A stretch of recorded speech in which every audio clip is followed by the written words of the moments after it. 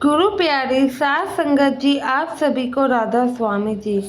साध संगत जी, मुझे तो ये बात समझ नहीं आती है कि आखिर हम अपनों से ही धोखा किस लिए करते हैं। बल्कि सतगुरु जी इतनी बार फरमाते हैं कि दुनियावी चीज़ें कभी काम नहीं आएंगी, फिर भी कुछ चंद पैसों के लिए, अपने बच्चों के लिए हम अपनों से ही धोखा कर बैठते हैं। एक पल के लिए ये नहीं सोचते, हम भले ही उनसे धोखा कर रहे हैं, हमें कोई नहीं देख रहा, लेकिन वो परमात्मा तो हमेशा ही हमें देखता है। हम कोई भी ऐसा गलत काम नहीं करते बच्चों के सामने जिससे बच्चों पर गलत इफ़ेक्ट पड़े, या फिर बच्चा हमें कोई भी गलत काम करते हुए ना देखे।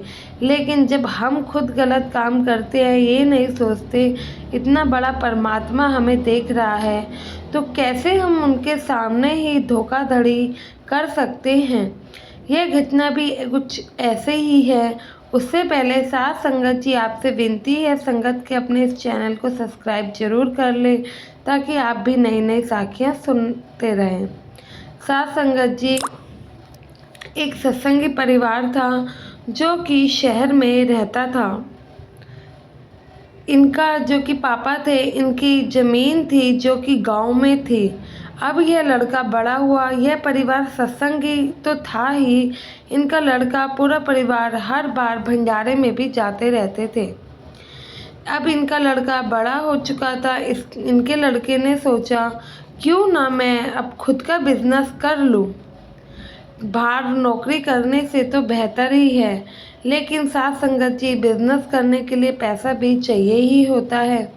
अब जो कि सारा पैसा इनके पिताजी ने लड़के की पढ़ाई में लगा दिया था। अब उनके पास तो इतना पैसा नहीं था कि वह लड़के को बिजनेस के लिए दे सके। तो लड़के के दिमाग में आइडिया आता है, वह अपने पापा के पास जाता है और कहता है, पिताजी क्यों ना गांव में जो ज़मीन पड़ी है हम उस पर लोन ले लें, लोन लेकर बिजनेस कर ले, उसकी मंथली ईएमआई बनवाएंगे, तो इससे हमारी जगह की जगह भी रह जाएगी और हमारा बिजनेस भी स्टार्ट हो जाएगा। पिताजी ज़्यादा कुछ ना कहते हुए कहते हैं, बेटा मैं तो इन सब चीज़ों के बारे में जानता नहीं हूँ, पर जो जगह के बारे में तुम बात कर रहे हो उन पे तुम्हारे चाचा जी खेती करते हैं। देखना अगर काम कुछ ऐसा हो जाए कि उनका काम भी ना बिगड़े और हमारा काम भी बन जाए। इस प्रकार से उनके पिता उस लड़के को हामी भर देते हैं। लड़का अगले ही दिन गांव की ओर रवाना होता है कि वहां जाकर मैं ज़मीन देखता हूं और लोन का प्रोसेस शुरू करवाता हूं। जब वह अपने गांव जाता है, अपने चाचा से बात करता है, कहता है, चाचा जी जो हमारे हिस्से की ज़मीन है इसके पेपर मुझे दे दीजिए, क्योंकि मैं अब इस पर लोन लेने वाला हूँ। मुझे बिजनेस करना है, उसके लिए हम पे इतना पैसा तो है नहीं, इसलिए हम अपने हिस्से की ज़मीन पर लोन लेंगे और धीरे धीरे ईएमआई करके चुका देंगे। अब चाचा के मन में लालच तो पहले से ही था, अब डर भी आ जाता है, अगर इनको पेपर दिए तो भाई मेरा चलता हुआ काम धंधा बंद हो जाएगा। अगर यह इस ज़मीन पर लोन लेंगे तो उस ज़मीन पर तो मैं खेती कर नहीं पाऊँगा, जिससे कि मेरा काम बिल्कुल आधा हो जाएगा।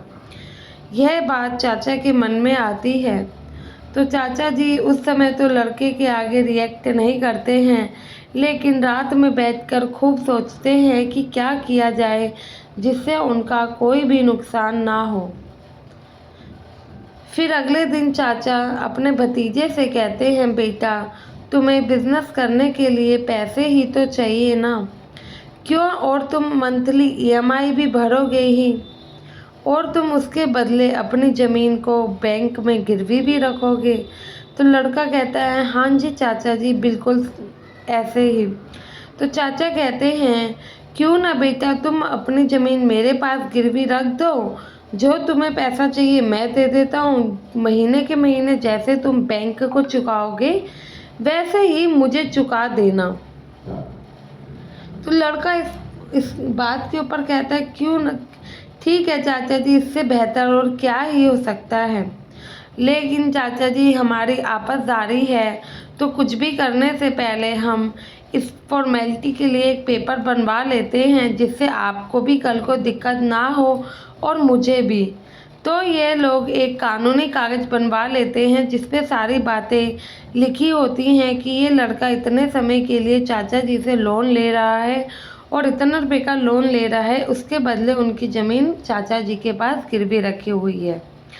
जब पेपर पे साइन करने की बारी आती है तो वह लड़का सतगुरु जी का नाम और अपने आँखों के आगे सतगुरु जी का परछावा देखकर वो उन पेपरों पे साइन करने चल पड़ता है और वह बाबा जी को याद करके ही उन पेपरों पे साइन कर देता है। पेपर साइन होने के बाद चाचा जी उतना अमाउंट उस लड़के को दे देते हैं।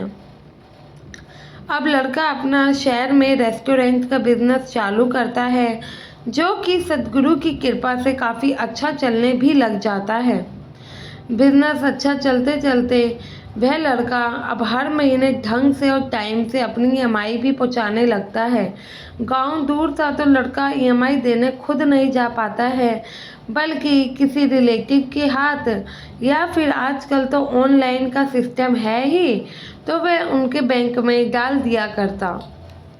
पर लगभग लड़का किसी न किसी के हाथ से ही पैसे को भिजवा दिया करता था। ऐसा करते करते 5 साल बीत गए और 5 साल में उस लड़के ने अपना सारा लोन ख़त्म कर लिया और बाबा जी की कृपा से उस लड़के का काम धंधा भी काफ़ी अच्छा हो गया। अब 5 साल बाद जब सारा काम पूरा हो गया तो लड़का गांव जाता है चाचा जी के पास अपनी ज़मीन के कागज़ वापसी लेने। जब वह कागज़ वापसी लेने जाता है तो चाचा जी कहते हैं, बेटा भले ही तुम अपने कागज़ वापसी ले लो, मुझे कोई एतराज़ नहीं है, लेकिन जो भाई मैंने तुम्हें पैसे दिए हैं वो तो मुझे चुका दो। यह बात जैसे ही लड़का सुनता है वैसे ही चौकन्ना हो जाता है कि चाचा जी ये आप बात क्या कह रहे हो, मैंने तो हर महीने आपको किस्त दी है। चाचा कहते हैं, बेटा कहाँ, तूने तो 2-4 महीने ही किस्त दी, उसके बाद तो तूने पैसे भरे ही नहीं, ऐसे कैसे मैं ज़मीन वापस कर दूँ। अब लड़का सारी बात समझ जाता है, उनके बीच थोड़ी कहा-सुनी भी होती है, पर मामला हल नहीं होता है। वह घर आता है, पिताजी से बात करता है, अपने पिताजी को सारी बात समझाता है और बताता है, तो पिताजी उन पर कानूनी कार्रवाई करने का आदेश दे देते हैं। वह लड़का अगले दिन जाकर अपने चाचा पर कोर्ट में केस डाल आता है। अब कोर्ट केस होने पर जब सबको कोर्ट में पेशी लगाई जाती है तो उनसे सबसे सवाल किए जाते हैं। लड़का तो कहता है उन्होंने हर महीने ईएमआई भरा है और हर महीने वह अपने चाचा से फ़ोन पे कंफर्म भी किया करता था कि उनको ईएमआई आया है या नहीं। चाचा जी कहते थे कि उन्हें ईएमआई आ चुका है, लेकिन जब आज समय पूरा हो गया है, पूरा पैसा उतर गया है, तो आज चाचा जी हमें हमारी ज़मीन लौटाने से साफ मना कर रहे हैं। यह तो सरासर धोखा है, ये हमारी ज़मीन हड़पना चाहते हैं। तो चाचा जी कहते हैं, ठीक है, अगर तुमने मुझे मेरे पैसे वापस किए हैं तो तुम पे कोई सबूत या गवाह तो होगा ही। जब तुमने इस पेपरों पे साइन किया तुमने किसी को गवाह क्यों नहीं बनाया, पैसे दिए तो तुम पे कोई सबूत क्यों नहीं है। चाचा जी बल्कि इनके ऊपर ही उल्टा इल्ज़ाम लगा लेते हैं। तो उस दिन का केस टल जाता है। फिर जब अगले कोर्ट की हियरिंग्स आती है तो लड़का बाबा जी के आगे अरदास करता है और यही कहता है, सतगुरु जी मैंने जो भी काम किया है सिर्फ़ और सिर्फ आपको याद करके किया है, आपका नाम लेकर किया है। अब आप ही जानो, आप ही को देखना है, हम कुछ नहीं जानते, अब आप ही को करना है जो आगे करना है। यह कहकर लड़का दोबारा से कोर्ट की ओर चल जाता है। कोर्ट में फिर से गवाह को प्रस्तुत करने के लिए कहा जाता है। गवाह तो प्रस्तुत नहीं होता है, लेकिन वहाँ पर एक साधु बाबा आ जाते हैं जो कि 2 से 4 लोगों के बारे में वहाँ पर जो बैठे होते हैं बिल्कुल सही भविष्यवाणी करते हैं। इतने में वो साधु घूम फिर के चाचा के बारे में भी कहते हैं, तू धोखेबाज है, तूने अपने ही सगे भतीजे के साथ धोखा किया है। तूने पूरा पैसा लेकर भी इनको ज़मीन वापस नहीं करी। यह पुलिस वालों को बताते हैं तो पुलिस वाले भी चौकन्ने हो जाते हैं। तो वह चाचा जी कहते हैं, भाई ये झूठ बोल रहा है, ज़रूर इसी लड़के की कोई साजिश है मुझे फंसाने की। तो वह साधु कहता है कि इनके घर जाओ, इनकी अलमारी देखना, वहाँ पर इन्होंने एक डायरी बना रखी है। जब भी इन्हें हर महीना पैसे रिसीव होते थे, यह उस डायरी में उतने पैसे, डेट और अपने साइन ज़रूर करते थे। मेरा यकीन नहीं है तो आप लोग जाओ, आपको इनकी अलमारी में वो डायरी भी मिलेगी और पूरा पैसा भी वहाँ पे पड़ा हुआ मिल जाएगा। इतना साधु के मुंह से सुनते ही दो पुलिस वाले उसके घर जाते हैं और सच में उसके घर की अलमारी से एक डायरी प्राप्त हो जाती है। पैसे तो ऑलरेडी अलमारी में थे ही, लेकिन पुलिस वाले डायरी लेकर कोर्ट में पेश कर देते हैं, जिसमें सारा ब्यौरा लिखा हुआ था, कब कब कितने पैसे इनसे आए हुए हैं, उसका सारा डिटेल कोर्ट में मिल जाता है। जिसकी वजह से वह चाचा जी झूठे खुद साबित हो जाते हैं और कोर्ट में ही उनको सबके सामने अपने सगे भाई की ज़मीन को वापस लौटाना पड़ता है। साथ ही साथ कानूनी तौर पे इनके चाचा जी को जेल भी होती है। लेकिन परिवार वाले, तुम्हें तो पता ही है साथ संगत जी, उनका बड़ों का दिल तो वैसे ही बड़ा ही होता है।